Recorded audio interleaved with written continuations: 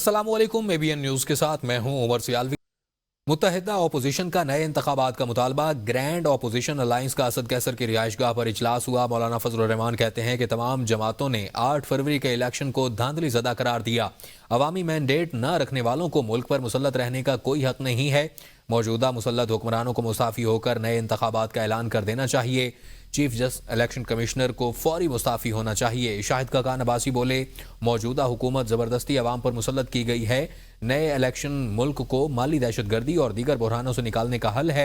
सियासी कैदियों की रिहाई होनी चाहिए। पीका जैसे काले कानून का खात्मा होना चाहिए। इलेक्शन कमीशन मुनसिफाना इंतखाबात देने में नाकाम रहा है।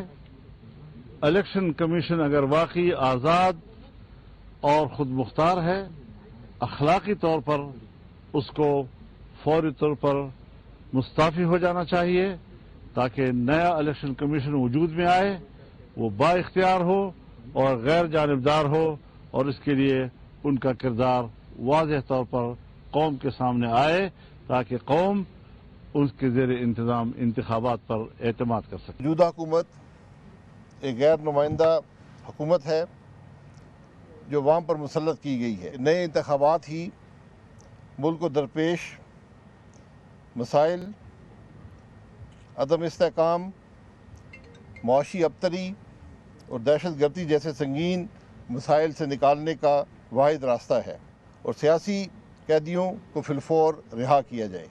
पीका जैसे काले कानून को फिलफौर ख़त्म किया जाए।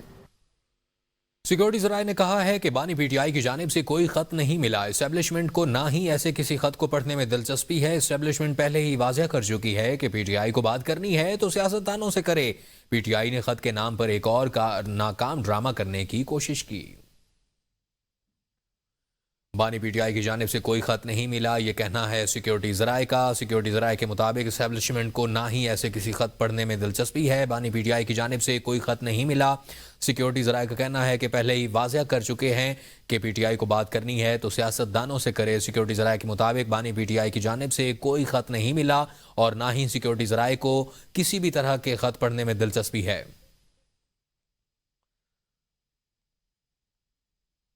वकील बानी PTI फैसल चौधरी ने कहा है कि बानी PTI ने खुले खत में अपना मौक़िफ़ बयान किया है। मैं नहीं मानता कि खुला खत मुतलका इदारों तक नहीं पहुंचा होगा।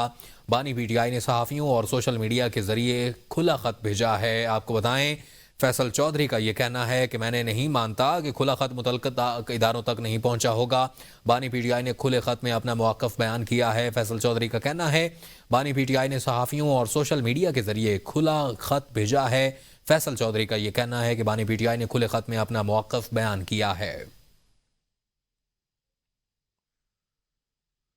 मुशीर वज़ीर आज़म राना सनाउल्लाह ने कहा है कि मेरी नज़र में मोहसिन नकवी के अलावा PTI की किसी से बात नहीं हुई। अली अमीन गंडापुर से पूछें कि 80% बातें किससे तय हुई।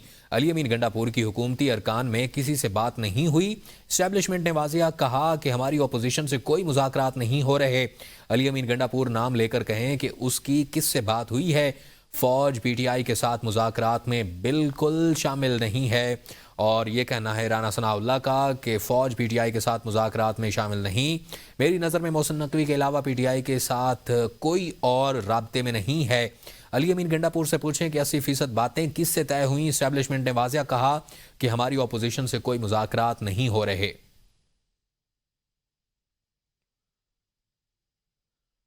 मुशाहिद हुसैन सैयद की ABN के प्रोग्राम सवाल से आगे में गुफ्तगू। कहा, पहले ही पेशगोई कर दी थी कि ट्रंप इलेक्शन जीतेंगे। डोनाल्ड ट्रंप बानी PTI को पसंद करते हैं।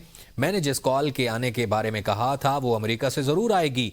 बानी PTI भी चाहते हैं कि अमेरिका की तरफ से मुदाखलत हो। नवाज शरीफ अमेरिकी मुदाखलत की वजह से मुल्क से बाहर गए। बानी PTI की जानिब से आर्मी चीफ को ख़त लिखना खुशाइंद है, अच्छी बात है। मामलात आगे बढ़ने के लिए गुफ्तगू होनी चाहिए। जिसकी प्रेडिक्शन मैंने की थी, पहले ही कर दी थी आपने। मैंने कहा कि वो इलेक्शन जीतेगा साल पहले, and I held that conviction कि वो he will win. Nawaz is my buddy, I want him out before I leave office, and I am leaving office on 20th of January 2001। 747 jumbo आता है सऊदी अरेबिया से। मियां साहब आराम से family. खत में क्या है, मैं तो कहूंगा it's a love letter from Imran Khan to the army chief. It's the first love letter of Imran Khan to the army chief. عوام فوج کے ساتھ کھڑی ہو اور عوام اور فوج کے درمیان خلیج یا تصادم نہیں ہونا چاہیے. وزیر اعظم شہباز شریف نے کہا ہے کہ پچھلی حکومت نے دہشت گردوں کو پاکستان میں دوبارہ گھسنے کا موقع دیا. اس اقدام سے بڑھ کر پاکستان سے کوئی دشمنی نہیں ہو سکتی. بے شمار اوورسیز پاکستانی ملک کا نام روشن کر رہے ہیں. اوورسیز پاکستانیوں کے مسائل حل کرنا میری حکومت کی ذمہ داری ہے. وزیر اعظم شہباز شریف نے کہا کہ یہ جو محفوظ دھرتی ہے اس کے پیچھے وردی ہے. 2018 تک ملک میں دہشت گردی کا خاتمہ ہو گیا تھا. 80,000 قربانیوں کے بعد دہشت گردی کا خاتمہ کیا گیا. چند سال پہلے ایک حکومت نے ان کو دوبارہ پاکستان آنے دیا اور یہ کہا کہ یہ امن کے پیغمبر ہیں. اس سے بڑی پاکستان دشمنی اور کوئی ہو نہیں سکتی. پاکستانی بھائی ہیں، ہمارے عظیم پاکستانی بہنیں ہیں جو کہ دیار غیر میں جو دن رات جو اس وقت پاکستان کا جھنڈا جو ہے اپنی محنت اور امانت دیانت سے اس کو بلندتر کر رہے ہیں. اور یہ دھرتی انشاءاللہ محفوظ ہوگی اور اس کے پیچھے ان وردیوں میں جوانوں اور افسروں کی قربانیاں ہیں. کسی بھی مہم جوئی کا مکمل طاقت کے ساتھ جواب دیا جائے گا. پاک فوج ملکی خود مختاری اور سالمیت کے دفاع کے لیے پوری طرح تیار ہے. آرمی چیف کا کور کمانڈرز کانفرنس سے خطاب. کہا افغان حکومت اپنی سرزمین کا پاکستان کے خلاف استعمال روکنے کے لیے عملی اقدامات کرے. کسی کو بھی بلوچستان کا امن تباہ کرنے کی اجازت نہیں دی جائے گی. Army chief general Syed Asim Munir کی زیر صدارت 267ویں کور کمانڈرز کانفرنس فورم نے بھارت کی جانب سے مقبوضہ کشمیر میں انسانی حقوق کی مسلسل خلاف ورزیوں کو خطے کے امن اور استحکام کے لیے سنگین خطرہ قرار دیا. آرمی چیف نے کہا بھارتی فوج قیادت کے بیانات ان کی بڑھتی ہوئی مایوسی کی نشاندہی کرتے ہیں. پاکستان کے خلاف کسی بھی مہم جوئی کا مکمل طاقت کے ساتھ جواب دیا جائے گا. اقوام متحدہ کی قراردادوں کے مطابق آزادی کے حصول تک کشمیریوں کی حمایت جاری رکھی جائے گی. فورم نے فتنہ الخوارج کی جانب سے پاکستان کے خلاف دہشت گردی کی کارروائیوں کے لیے افغان سرزمین کے مسلسل استعمال پر گہری تشویش کا اظہار کرتے ہوئے کہا افغان حکومت فتنہ الخوارج کی موجودگی سے انکار کی بجائے عملی اقدامات کرے. آرمی چیف نے کہا پاک فوج ملکی خود مختاری اور سالمیت کے دفاع کے لیے پوری طرح تیار ہے. کسی کو بھی بلوچستان کا امن خراب کرنے کی اجازت نہیں دی جائے گی. سپہ سالار نے تمام فارمیشنز کے آپریشنل تیاریوں کی تعریف کرتے ہوئے اس بات کا اعادہ کیا کہ عسکری قیادت قوم کو درپیش کثیر الجہتی چیلنجز سے مکمل طور پر آگاہ ہے. 5 ججز نے اسلام آباد ہائی کورٹ کے ججز کی سینیورٹی کا معاملہ ایک بار پھر اٹھا دیا. عدالتی ذرائع کے مطابق 5 ججز نے سینیورٹی لسٹ کے خلاف ریپرزنٹیشن چیف جسٹس اسلام آباد ہائی کورٹ کو بھجوا دی. چیف جسٹس پاکستان یحییٰ آفریدی کو بھی ججز ریپرزنٹیشن کی کاپی بھجوا دی گئی ہے. سینیورٹی لسٹ کے خلاف 5 ججز کی جانب سے چیف جسٹس کو بھیجی گئی ریپرزنٹیشن میں justice Mohsin Akhtar Kayani, justice Tariq Mahmood Jahangiri, justice Babar ستار شامل ہیں، جسٹس سردار اعجاز اسحاق خان اور جسٹس سمن رفت بھی شامل ہیں. ججز کی جانب سے بھیجی گئی ریپرزنٹیشن میں کہا گیا ہے کہ جج جس ہائی کورٹ میں تعینات ہوتا ہے اسی ہائی کورٹ کے لیے حلف لیتا ہے. آئین کی منشا کے مطابق دوسری ہائی کورٹ میں ٹرانسفر ہونے پر جج کو نیا حلف لینا پڑتا ہے. دوسری ہائی کورٹ میں ٹرانسفر ہونے والے جج کی سینیورٹی نئے حلف کے مطابق طے ہوگی. ججز کی جانب سے دائر ریپرزنٹیشن سینیورٹی سے متعلق ہے. چیف جسٹس عامر فاروق کی منظوری سے گزشتہ روز ججز کی سینیورٹی لسٹ جاری کی گئی تھی. فوجی عدالتوں سے متعلق کیس میں جسٹس امیر الدین خان نے کہا کہ قانون کو اس کے غلط استعمال پر کالعدم قرار نہیں دیا جا سکتا. اگر ایک جرم فوجی کرے اور وہی جرم ایک عام آدمی کرے تو ٹرائل الگ جگہ کیسے ہو سکتا ہے؟ جسٹس محمد علی مظہر نے کہا کہ آرمی ایکٹ کا اطلاق اس وقت ہوتا ہے جب سویلین آرمڈ پرسنل کو اکسانے کی کوشش کرے.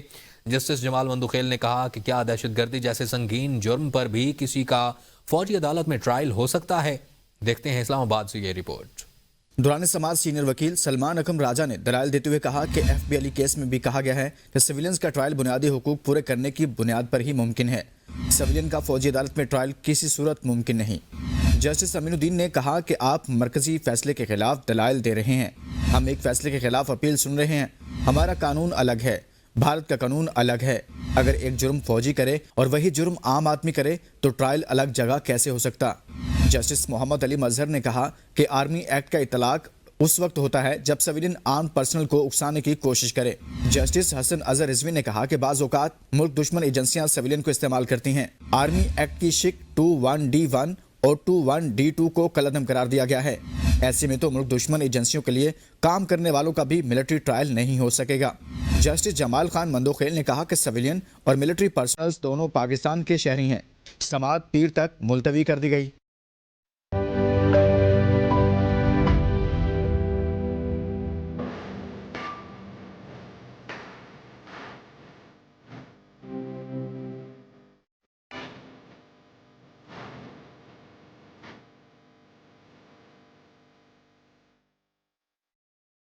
اور اب بات کریں گے 5 فروری میں یوم یکجہتی کشمیر کے حوالے سے۔ تو انسداد دہشت گردی اسلام آباد کی عدالت نے سابق کشمیری کمانڈر بشیر احمد وانی کو قتل کرنے والے ملزم کو جرم ثابت ہونے پر 2 مرتبہ سزائے موت سنا دی۔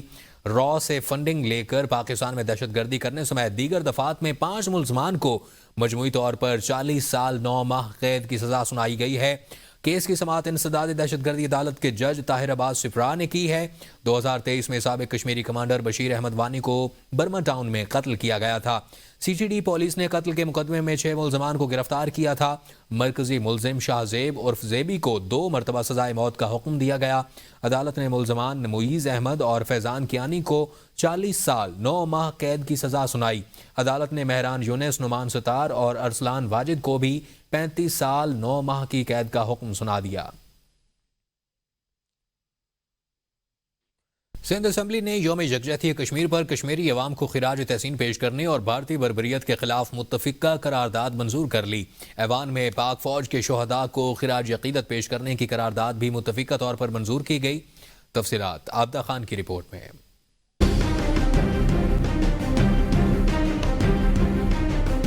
سندھ اسمبلی کا ڈپٹی اسپیکر اینتھونی نوید کی زیر صدارت اجلاس۔ پیپلز پارٹی کے ہیر سوہو نے کشمیری عوام سے یکجہتی اور خراج تحسین پیش کرنے کی قرارداد پیش کی۔ MKM جماعت اسلامی اور PTI حامی آزاد ارکان نے قرارداد کی حمایت کرتے ہوئے ایوان میں قراردادیں پیش کر دیں۔ 13 اگست 1948 کو اقوام متحدہ کی قرارداد آئی کشمیریوں کے حقوق کے لیے، قومی خود ارادیت کے لیے۔ ہندو ذہنیت کے حکمرانوں نے قرارداد کی پامال کر دیا۔ وزیر تعلیم سردار شاہ کا کہنا تھا کشمیر صدیوں سے انڈسٹریلائزیشن کا حصہ رہا ہے، بھارت نے زبردستی قبضہ کیا ہے۔ مہاراجا گلاب سنگھ نے جموں کا جو اس وقت کا رولر تھا رنجیت سنگھ نے انٹروین کیا اور کشمیر کے لوگ کے اگینسٹ یہ سونپا گیا۔ سندھ اسمبلی کا پاک فوج کے شہداء کو خراج تحسین پیش۔ دہشت گردی کے خلاف جنگ لڑنے کو سراہا گیا۔ یہ قرارداد MKM کے معاذ محبوب نے پیش کی، جسے متفقہ طور پر منظور کر لیا گیا۔ اسمبلی میں MKM کے صابر قائم خانی نے قرارداد پیش کرتے ہوئے مطالبہ کیا کہ حیدرآباد کے نیاز اسٹیڈیم میں کرکٹ میچ کروائے جائیں گے۔ یہ قرارداد بھی متفقہ طور پر منظور کر لی گئی۔ سر میں نیاز اسٹیڈیم 1962 میں قائم ہوا، اس کے بعد اس کا ریکارڈ اس اسٹیڈیم کا، یہاں پاکستان کبھی میچ نہیں ہارا۔ سندھ اسمبلی میں وقفہ سوالات کے دوران محکمہ معدنیات کے بارے میں پوچھے گئے سوالات کے پارلیمانی سیکرٹری یوسف بلوچ نے جوابات دیے۔ ڈپٹی اسپیکر اینتھونی نوید نے اجلاس غیر معینہ مدت کے لیے ملتوی کرنے کا گورنر سندھ کا حکم نامہ پڑھ کر سنایا۔ غزہ میں جنگ بندی کے بعد وہاں طبی امداد پہنچانے کے لیے پرسٹن کی مسلمان کمیونٹی متحرک ہو گئی ہے اور برطانیہ کی فلاحی تنظیموں کے اشتراک سے فنڈ ریزنگ کا سلسلہ شروع کر دیا گیا ہے۔ فنڈ ریزنگ میں شرکاء نے دل کھول کر متاثرین کے لیے فنڈز جمع کیے۔ پرسٹن سے اسحاق چودھری کی رپورٹ۔ برطانیہ کے شہر پریسٹن میں غزہ کے متاثرین کی امداد کے لیے فنڈ ریزنگ ڈنر کا انعقاد، جس میں پریسٹن بر سے بڑی تعداد میں خواتین و حضرات نے شرکت کی اور دل کھول کر اپنے مسلمان بہن بھائیوں کے لیے امداد جمع کی۔ اس موقع پر شریک ڈاکٹر نبیل افضل کا کہنا تھا کہ غزہ میں تمام ادارے تباہ ہو چکے ہیں، ہمیں مل جل کر غزہ کے عوام کو دوبارہ اپنے پاؤں پر کھڑا کرنا ہے۔ آغوش UK کے اراکین کا کہنا تھا وہ غزہ میں ہسپتال تعمیر کریں گے اور میڈیکل اسٹوڈنٹ کی امداد کے ساتھ ساتھ متاثرین کے لیے گھر تعمیر کیے جائیں گے۔ غزہ میں اب جنگ بندی ہو گئی ہے سیز فائر کے بعد، اب اصل کام شروع ہوا ہے کہ غزہ کو اثر نو تعمیر کیا جائے۔ بڑی امید قائم ہوئی ہے کہ اب وہاں جو ہے بارڈرز اوپن ہوں گے اور ہم پہلے سے بہتر انداز میں جو ہے اپنے جو مجبور مسلمان بھائی ہیں ان کی مدد کرنے کی۔ اس ری بلڈ غزہ کیمپین میں ہم غزہ میں ہاسپٹلز بلڈ کرنے جا رہے ہیں، ایک ہاسپٹل خان یونس میں اور ایک نارتھ غزہ میں کمال ادوان ہاسپٹل ہے، اس کو ہم بلڈ کریں گے۔ آغوش UK اور الخدمت UK کے تعاون سے منعقدہ اس پروگرام میں شریک لوگوں نے متاثرین کے لیے عطیات جمع کیے۔ برطانیہ کے پہلے غیر سفید فام سابق لارڈ میئر محمد عجیب کی خود نوشت میں عجیب ہوں کی شاندار تقریب رونمائی کا انعقاد بریڈ فورڈ میں کیا گیا۔ تقریب میں علمی، ادبی اور سیاسی سماجی شخصیات نے بڑی تعداد میں شرکت کی۔ مزید تفصیلات جانتے ہیں قاضی کامران کی اس رپورٹ میں۔ برطانیہ کے پہلے غیر سفید فام سابق لارڈ میئر محمد عجیب CBE کی کتاب خود نوشت سوانح عمری میں عجیب ہوں کی شاندار تقریب رونمائی کا اہتمام بریڈ فورڈ میں کیا گیا۔ کتاب کے مصنف محمد عجیب کا کہنا تھا، کتاب صرف میری زندگی کی کہانی نہیں بلکہ ان تمام لوگوں کی جدوجہد کے نمائندہ ہے جنہوں نے اپنے خوابوں کی تعبیر کے لیے سخت محنت کی۔ بچپن سے لے کر آج تک جو پہلے چھوٹے بڑے کام کیے ہیں کمیونٹی کے لیے، وہ سارے اس کے جو واقعات ہیں، جو حالات ہیں، وہ شامل ہیں۔ تقریب سے یعقوب نظامی، کونسل جنرل زاہد احمد جتوئی، عبدالحفیظ صبیحہ نامزد lord mayor of Bradford, councillor Muhammad Shafiq سمیت دیگر نے اپنے خطاب میں محمد عجیب کے کردار، قیادت اور برطانیہ میں اقلیتوں کے حقوق کے لیے ان کی خدمات کو بھرپور انداز میں سراہا۔ یہ کتاب ادبی حلقوں میں زبردست پذیرائی حاصل کرنے کی بھرپور صلاحیت رکھتی ہے اور توقع کی جا رہی ہے کہ یہ نوجوان نسل کے لیے ایک متاثر کن تحریر ثابت ہوگی۔ نیوز اسٹوڈیو سے فی الوقت کے لیے اتنا ہی۔ مزید باخبر رہنے کے لیے دیکھتے رہیے ABN نیوز۔